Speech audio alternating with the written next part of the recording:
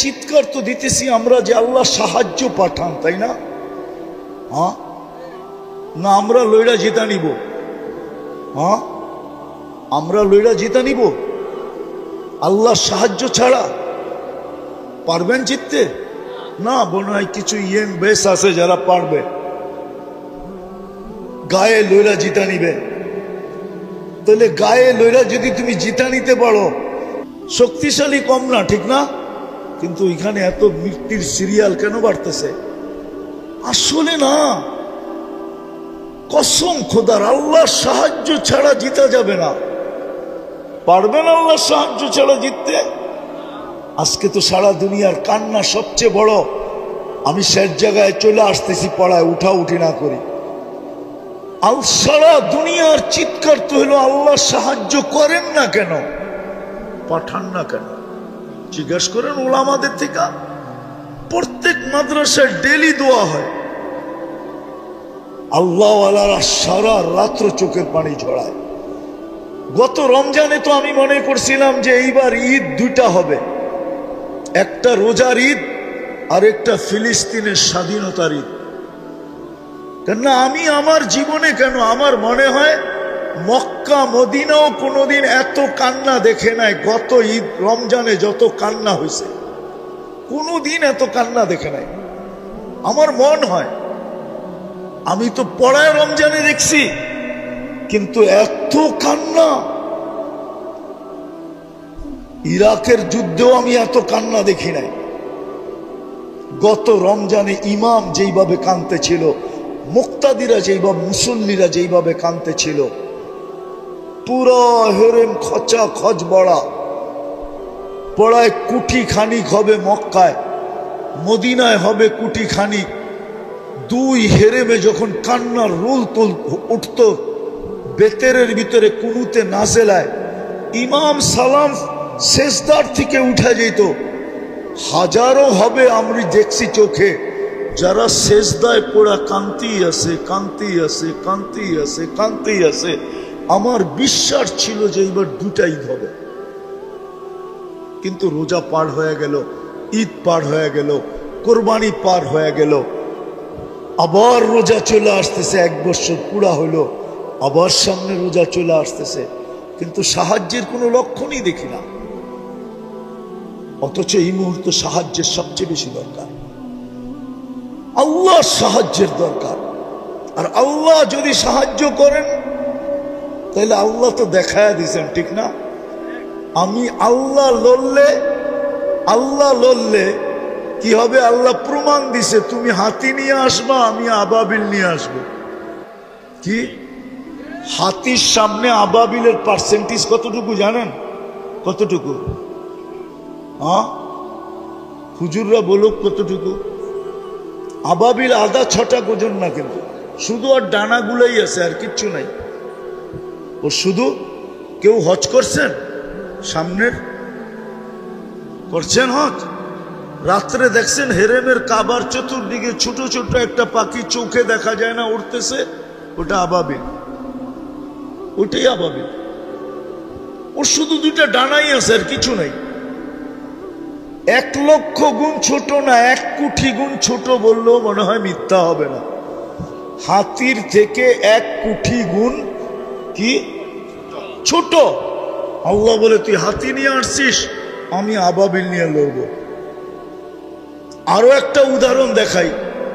ফেরাও নমরুদের রাজত্ব ছিল 800 বছর। কত?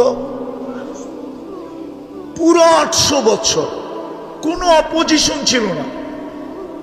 মশা ঢুকার আগে 400 বছর, মশা ঢুকার পরে 400 বছর।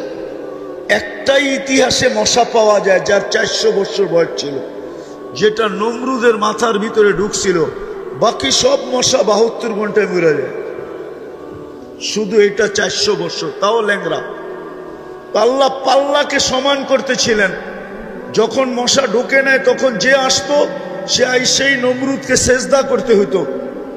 যখন মশা ঢুকছে, তো এখন যে আসতো সে আইসা আগে মাথায় জুতা দিয়ে একটা বাড়ি দিত। তো আল্লাহ জুতার বাড়ি আর সেজদা 2টার পাল্লা কি করছে? সমান করছে। তো তো আল্লাহ নমরুদের মতো। ও আরেকটা মজার খবর, 4 জন বাদশার ভিতরে একজন নমরুদ, যাকে আল্লাহ পুরা দুনিয়ার রাজত্ব দিছিলেন, তার ভিতরে একজন হলো নমরুদ। আল্লাহ লড়ছে কি নিয়া? কি মশা, তাও ল্যাংরা। কি আজকে যদি আল্লাহকে বলি, আল্লাহ আপনি লড়তে চলে আসেন, তা আল্লাহ তো আমাকে বুঝে আমি লড়ি, তো লড়ি কি কইরা? সারা দিনে তো 110 বার আল্লাহ বলে না। শুক্রবারের পর শুক্রবার আসে, কোন শুক্রবারে 200 বার কেউ দুরূদ পড়ে না। অথচ আমি তো হুকুম দিছিলাম বন্ধুকে যে উম্মতকে বলে দেন শুক্রবারে যেন আপনার উপরে বেশি বেশি দুরূদ পড়ে। আর দুরূদ তো এই জন্যই ছিল যে পলসেরাত পার হবে দুরুদের পটুকলে। যার দুরুদ যত বেশি, সে পলসেরাত পার হবে তত সহজে। এই জন্য এই উম্মত ডাইরেক্ট জাহান্নামে পড়বে না। জাহান্নামে যদি পিছলায়ও যায় পলসেরাত থেকে, তো পলসেরাত ধইরা লটকায়া থাকবে, ঝুলা থাকবে। দেখা হবে আর দুরুদ আছে কিনা। যদি দুরুদ পড়া থাকে তো দুরুদ ছুটতে ছুটতে আসবে, একে ধইরা পলসেরাতের উপরে উঠায় দাঁড় করাবে।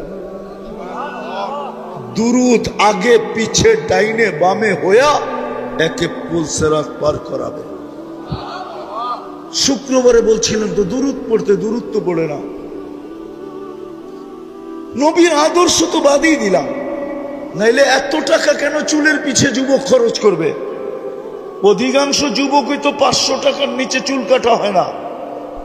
কেননা ও চুলের ডিজাইন দেখে নেটের ভিতরে পছন্দ যেটা হয় ওটাকে দেয় স্ক্রিনশট, নিয়ে যায় সেলুনে, সেলুনওয়ালা ডিজাইন দেখেই কাইতয়া পড়া যায়, আর বলে এটা 500-র কমে কাটা যাবে না। কিন্তু ওর তো ডিজাইন দিলের ভিতরে ঢুকে গেছে। ও বলে 500 কেন, 1000 হইলেও কাটবো, কাট। 500 টাকা দিয়ে চুল কাটায়। মা বোনরা ফ্যাশন করে নেটে দেখা। ইসলামে কি সাজগোজ নাই? না নাই? নাই সাজগোজ? হুজুররা বলো, ইসলামে যদি সাজগোজ না থাকতো তাহলে আল্লাহর রসুল সফর থেকে ডাইরেক্ট বাড়িতে কেন আসতেন না? ওটা তো হাদিসে আছে, ডাইরেক্ট বাড়িতে আসতেন না। জিজ্ঞাসা করছে, ইয়া রাসূলুল্লাহ এতদিন পরে আসলাম, ডাইরেক্ট যায় ঢুকা যাই? আল্লাহ রসুল বলছে, না, কোন অবস্থায় আছে তুমি কি জানো?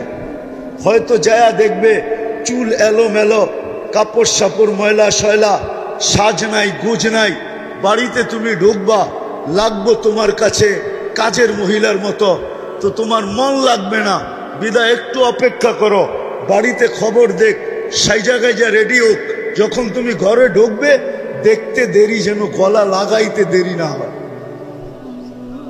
মন যেন বলে গলা লাগা, মন যেন বলে বুক লাগা। আগেরটা বাদেই দিলাম, লাউড স্পিকার খোলা। ইসলাম তো সাজগোজ শিখাইছে। রাগ হয়েন না, দুনিয়া ইসলামের আগে কেউ সাজগোজ জানতো না। ইসলাম নারীকে শিখাইছে সাজগোজ কাকে বলে, ইসলাম শিখাইছে ফ্যাশন কাকে বলে। নাইলে এই হাদিস কেন বলতো আল্লাহু জামিলুন ইউহিব্বুল জামাল?